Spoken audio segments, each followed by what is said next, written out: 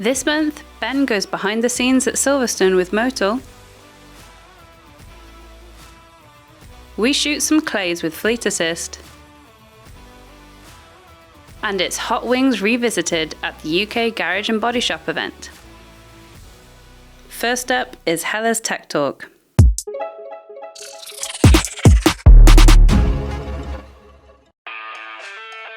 A few weeks ago, we launched our CSC Pro at the UK Garage and Body Shop event, and a few weeks later, we've delivered and installed the first one.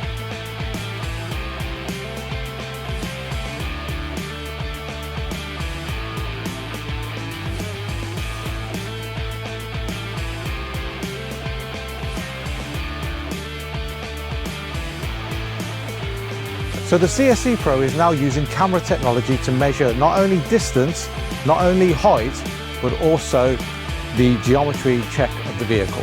Through the diagnostic tool and the link to the CSC Pro, it gives you guided functionality from the minute you're setting up the vehicle all the way to getting the equipment set up, ready to press calibrate. It has the ability to check wheel alignment. You have all your physical panels now in one screen, and it rotates as well to 90-degree angles, including every manufacturer panel currently on the market for front camera calibration. The CSC Pro not only documents but also records everything that we start from a diagnostic pre-scan all the way to a calibration and a post-scan, and keeping in line with the insurance industry requirements. You can't even create an error. It will not allow you to proceed to the next steps until you have got it 100% accurate. We have partnered with Auto Windscreens since 2018, and the key features that they look for is to give the consumer the best service possible. And with this digital ADAS system that we have, we are able to do so in a more speedy but more accurate way of calibrating. To find out more, log into Hella Tech World online and you'll be able to see all the information that we have of ADAS tools available on the market, as well as diagnostics and remote diagnostics and training.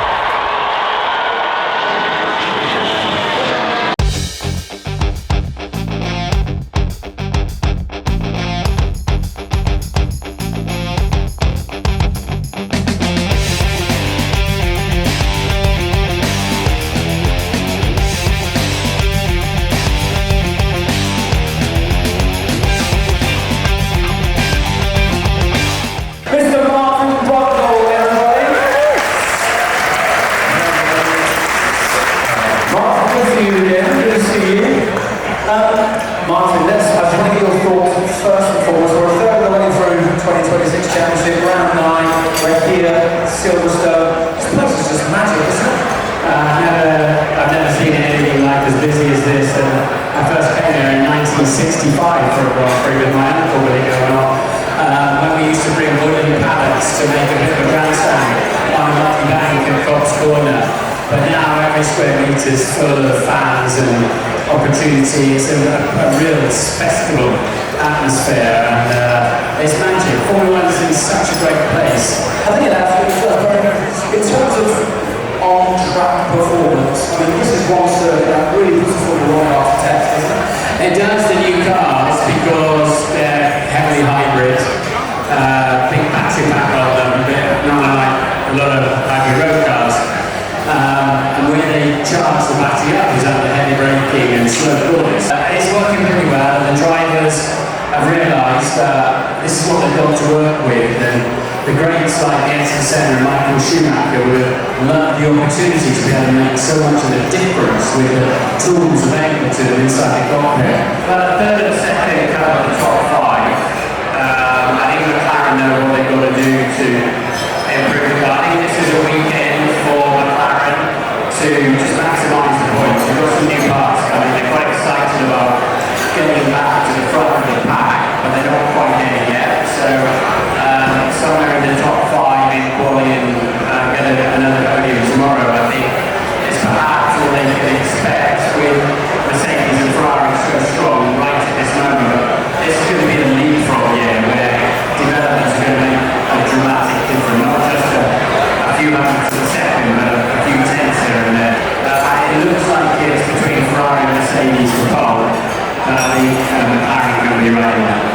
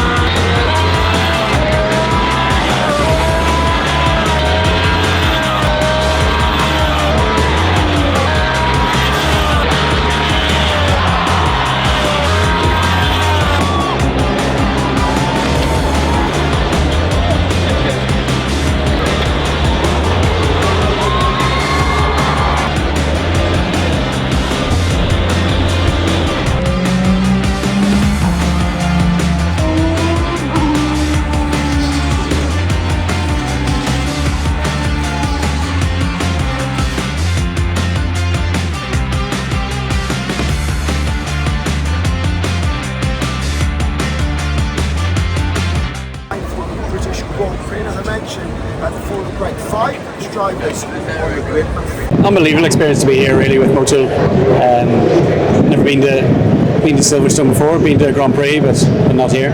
It's unbelievable when you see the amount of time, effort and money that a company like MOTUL puts into a partnership with something with the prestige of McLaren, and only whenever you're here do you realise how impressive it is. You get access to all areas, really. You get to really appreciate how much they are as an important part of what McLaren are trying to do. You know, they've got a great association to motorbikes.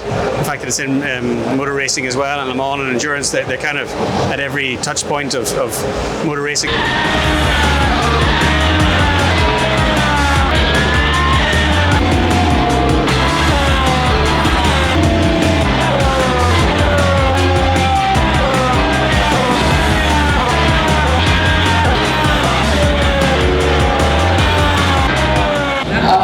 It's tough. I think the sprint was definitely entertaining from TV and definitely inside the car as well. So I think we're going to see more of the same tomorrow in the race. Hopefully we can get amongst it. Our starts today were really good, and we're going to need some good ones again tomorrow with where we're starting. But no, we'll see what we can do and hopefully get ourselves a next one.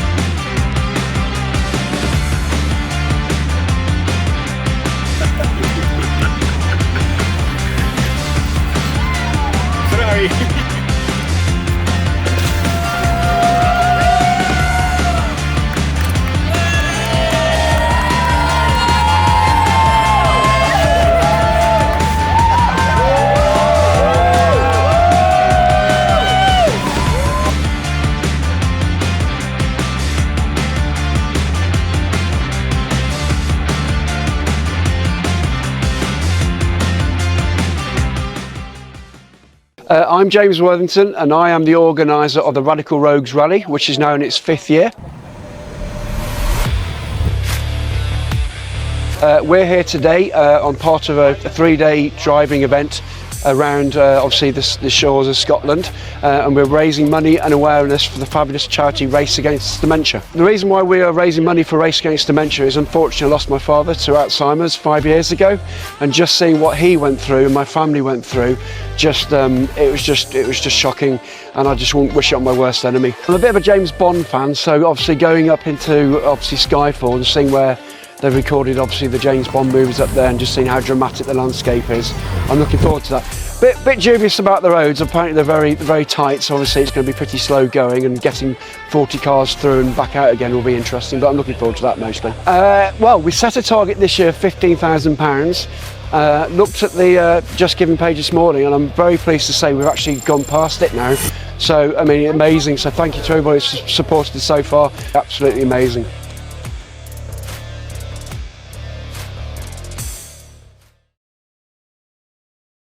For tools and machinery, come to Machine Mart. Experts in our 65 superstores help you choose from the vast range, including air compressors, tool chests, stoves, welders, generators, water pumps, heaters, power tools and much more. Or just order by phone or online. Look out for our money-saving special offers. Our free catalogue contains hundreds of price cuts and great new products. Or visit our website with thousands more specialist products in Machine Mart Extra. Shop in-store, online or call.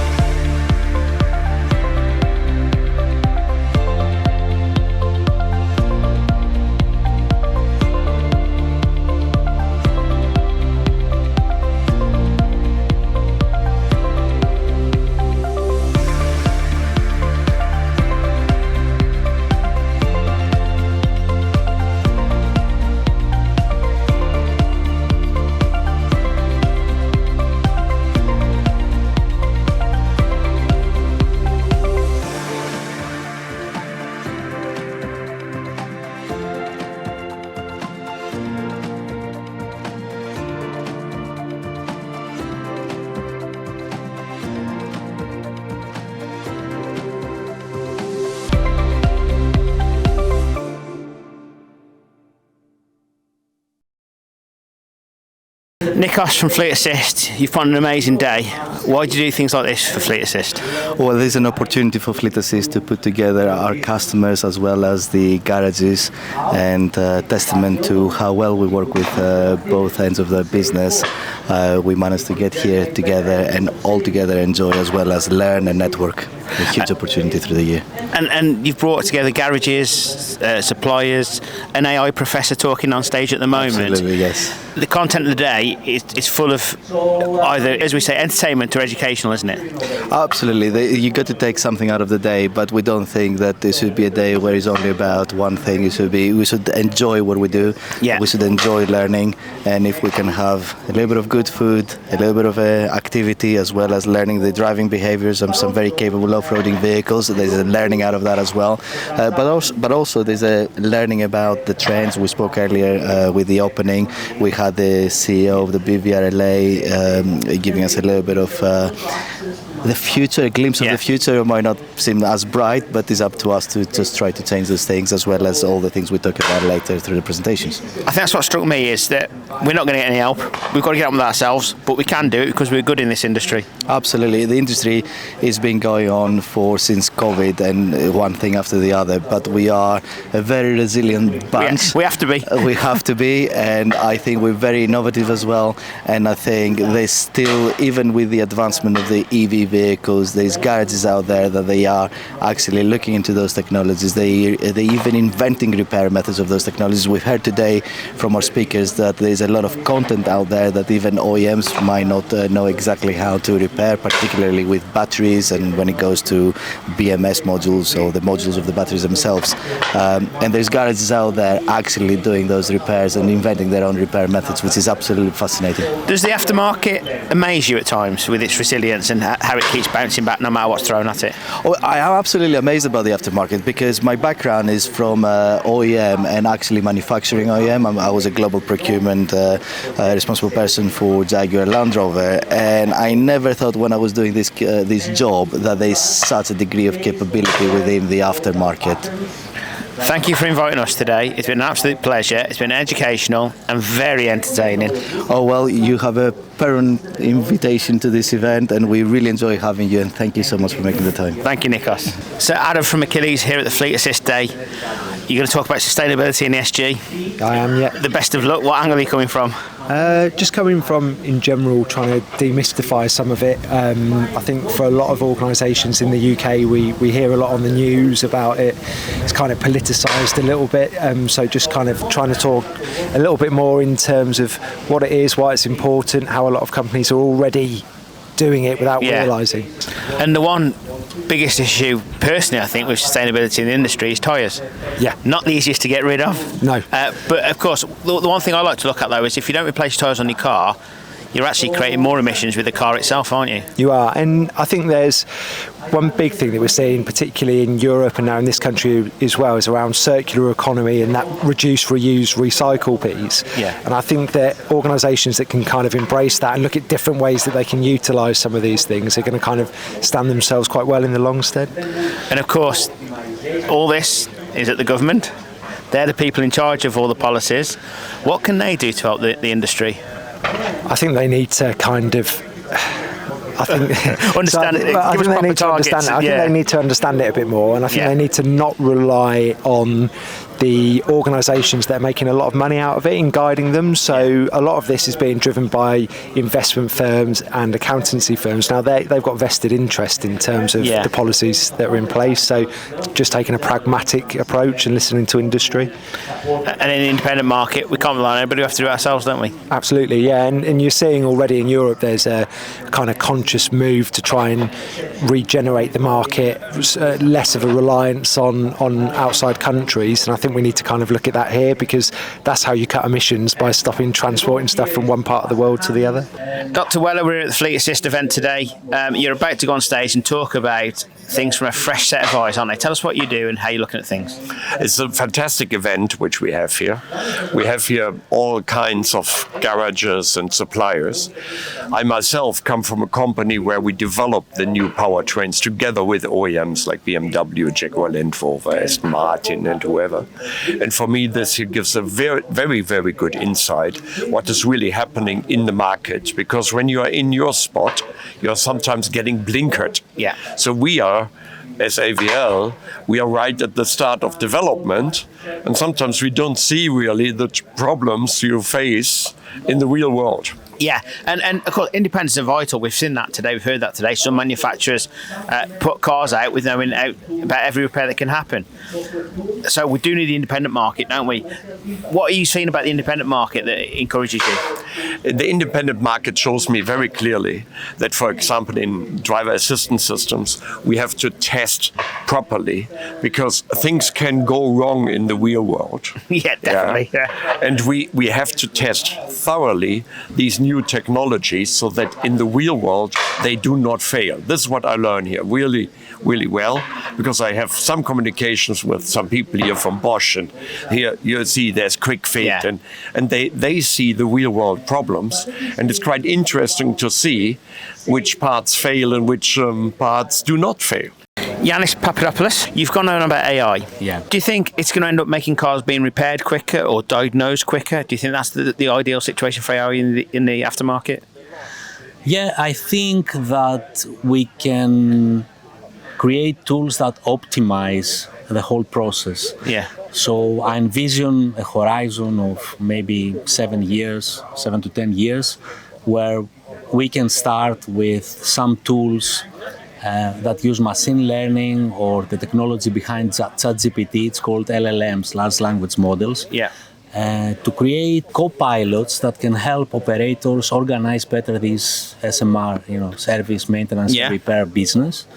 And in the future, as we have more and more data, for example, telematics, and these are well integrated into the ecosystem, then we can do things that are not possible now. So, for example, SMR that is triggered, by the data. Yeah. The telematics, for example. And it is optimized in this way. So I think it could be good for the companies and it could be good for the environment as well.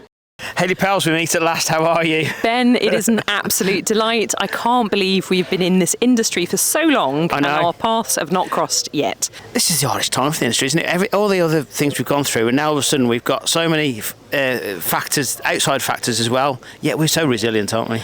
Ben, when has it not been a hard time? There's always hard times, but I just feel at the moment there's so many. Automotive has been forged in hard times, and our workforce is resilient and adaptable and ready for challenge. And I truly believe that with education and the right tools, we can overcome anything.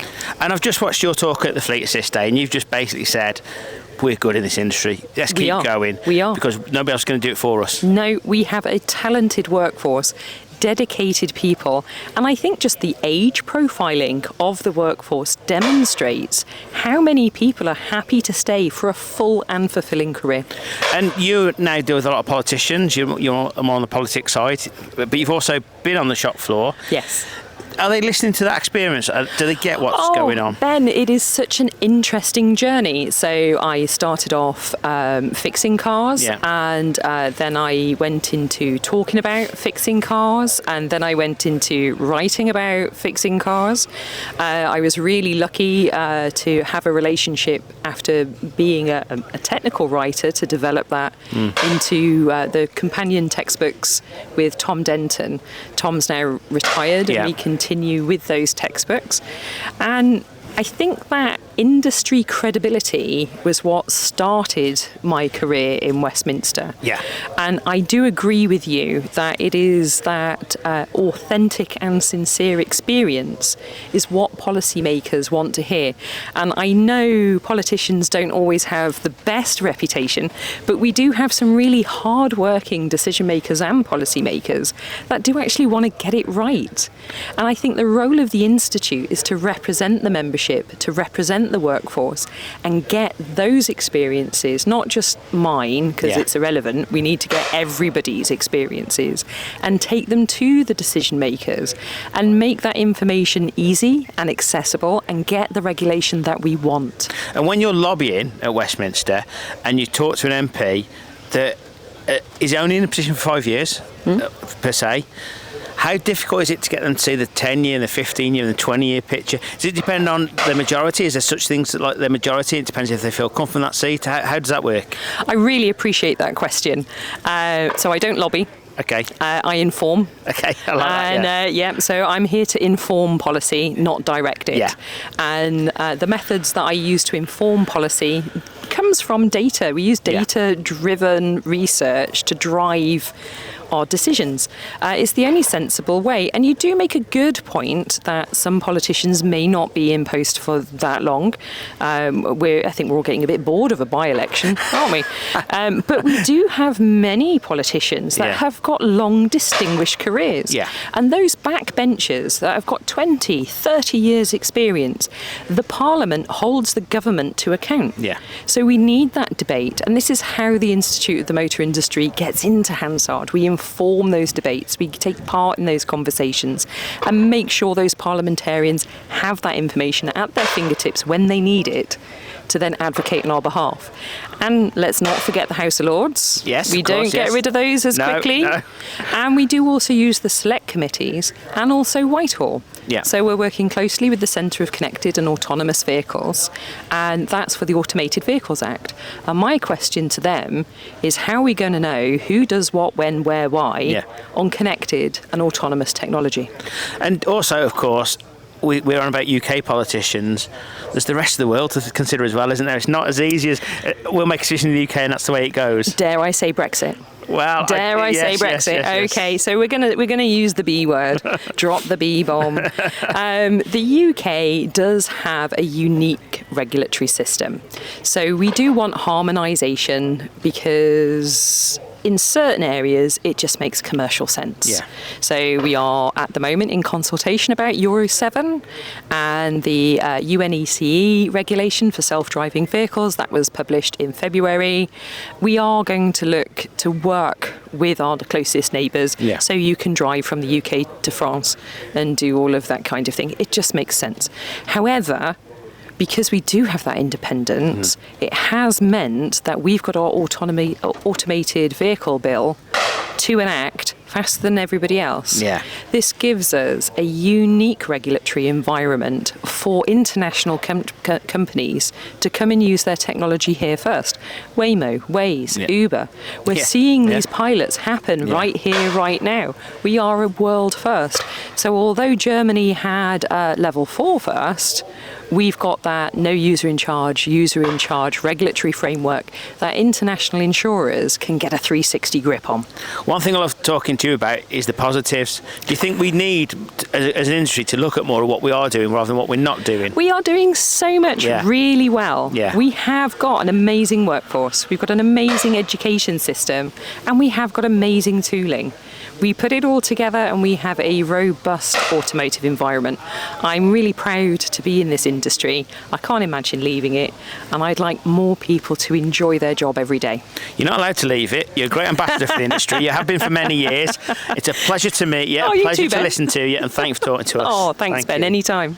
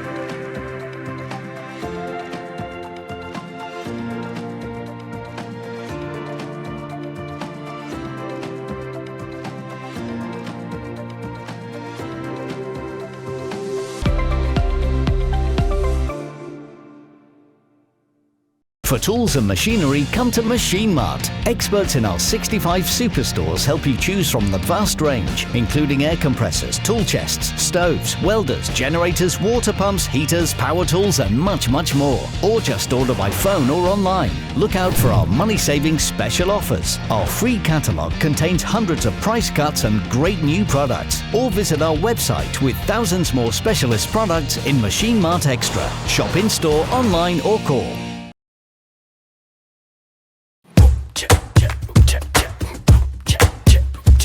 Welcome to Under Pressure 26.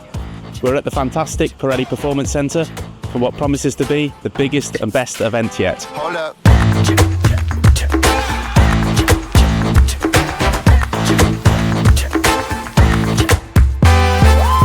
Under Pressure is the aftermarket's only dedicated competition to celebrate excellence in TPMS. We've had hundreds of entries. We're down to the final 16 from large retailers, small retailers, and under 23 technicians. Today, we're going to find out who thrives under pressure.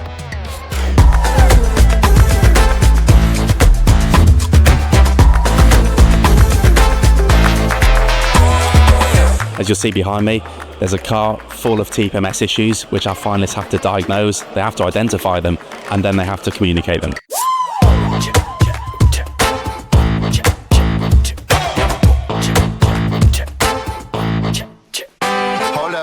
Good technicians can diagnose faults, but the great technicians can communicate them.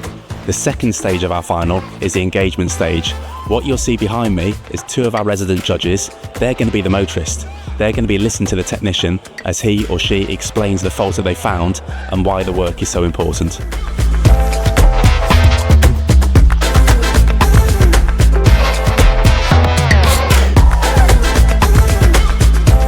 So the next stage is the resolution stage. Every point counts. We've got our TPMS expert, Daz. He's going to be speaking to the technicians about the faults that have been found and the technical knowledge that our finalists are going to show to get these faults fixed.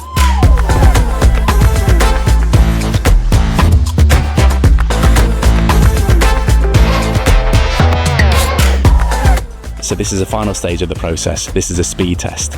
Now the beauty of working at the Pirelli Performance Centre is the fact that it's a real workshop environment. Our finalists now have one more task, and that's to remove the sensor and to replace the stem, but do it under the clock.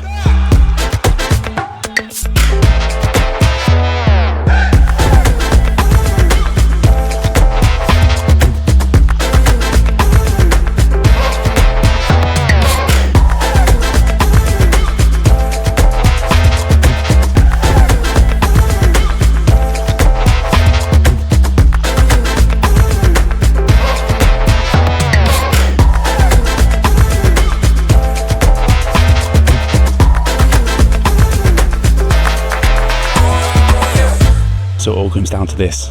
These are where the announcements are made. This is where we're going to find out who are our under pressure champions.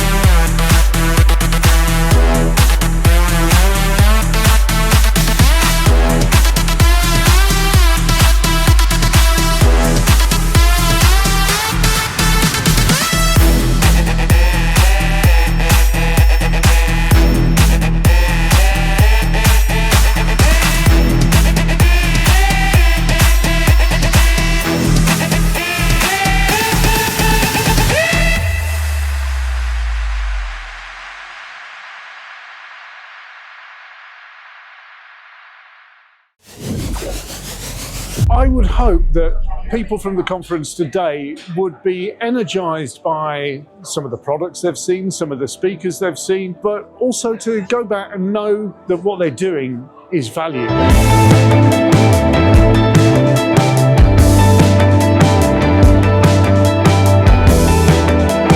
It's just been a mega day. I've loved every minute of it. I think today's been really good. It's been really engaging. Everyone's had lots to say. We've got different opinions from different areas, from apprenticeships, from garages.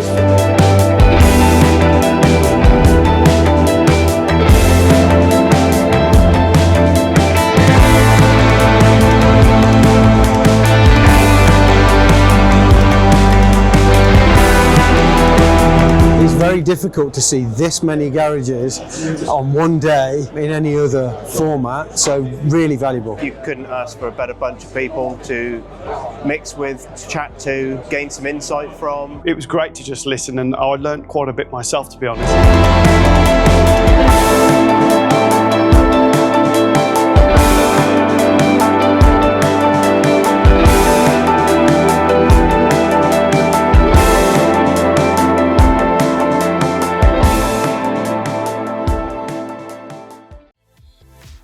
In June, we headed to the UK Garage and Body Shop event at the NEC.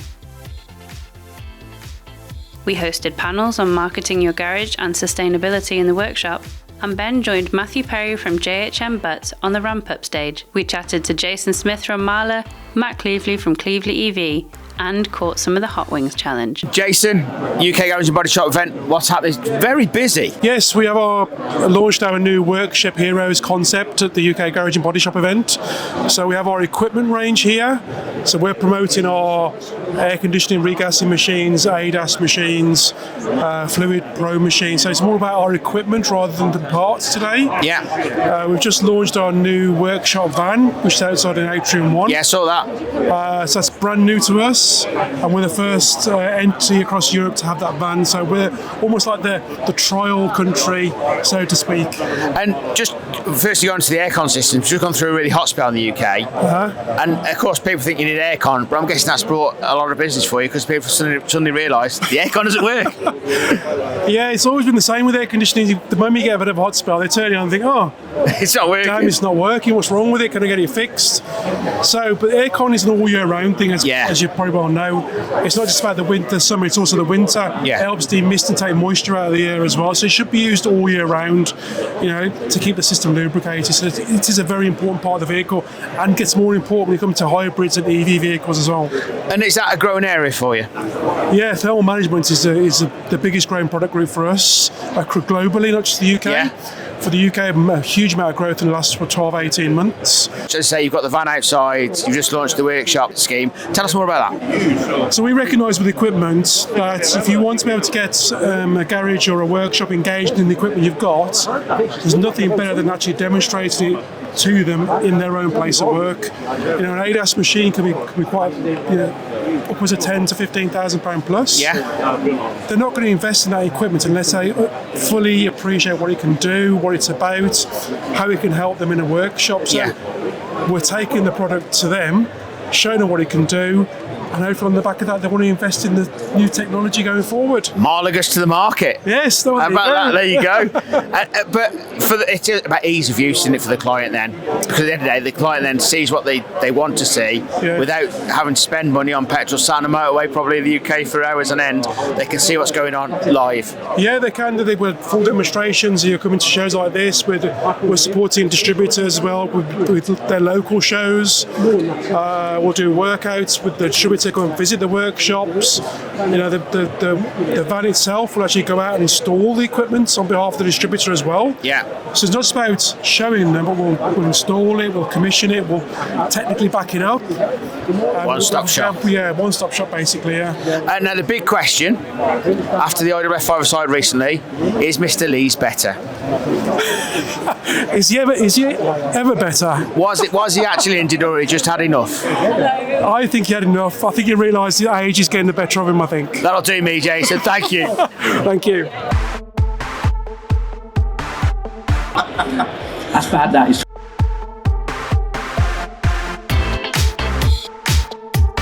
The Bomb. Yeah, The Bomb Evolution. So it's 135,600 square bills. We were on 81,000 before.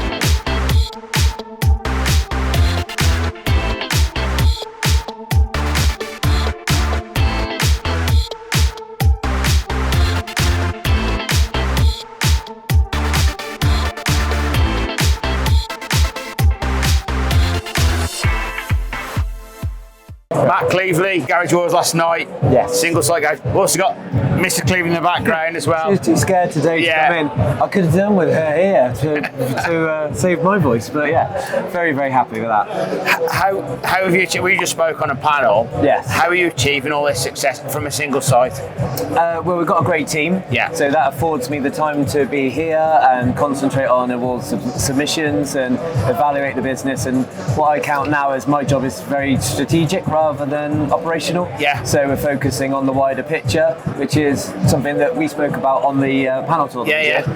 Focus it's really important for the boss of any business to take an aerial view on it and plan. 65% of businesses don't have a business plan, which is mad. So the one thing that I noticed as well that came out of the panel actually was that you're here, and a lot of people think they can't afford the day out of the office to be here. Yeah. And I think the message came across that you can't afford not to be here. Absolutely, yeah. There's a huge amount of value. This show is smaller than Automechanica, but there's a concentration of really good people, really good connections, networking, new products. But I think the success last night, what I loved was when you won it wasn't just a cheer from you and Claire and people around you, it was a cheer from most of the room. You're having a massive impact on the industry as a whole. Well, very kind of you to say that, and it wasn't necessarily the intention to do that, but I did want to disrupt and make the industries see the opportunity and I was brave enough just to put our business on the line and go, right, okay, let's go all in on EV. What can we achieve? Where can we get to? So a part of doing the award submission for last night, you get to evaluate your business, and part of it was how commercially successful is your business. So I drilled down into our numbers, and over the last 4 years, we've grown 69%. Wow. It's a huge amount of growth. No wonder my voice is croaky and I'm knackered all the time, but it's and we've done that by just getting the right people at the right time, growing organically, self-investing, investing in our people, getting training done, being brave and just taking those decisions. You just said risk the business. How much of a risk was it in reality? In reality, not really at all, because the way that we did it, and you got to understand that it was 8 years ago. So a very different early marketplace.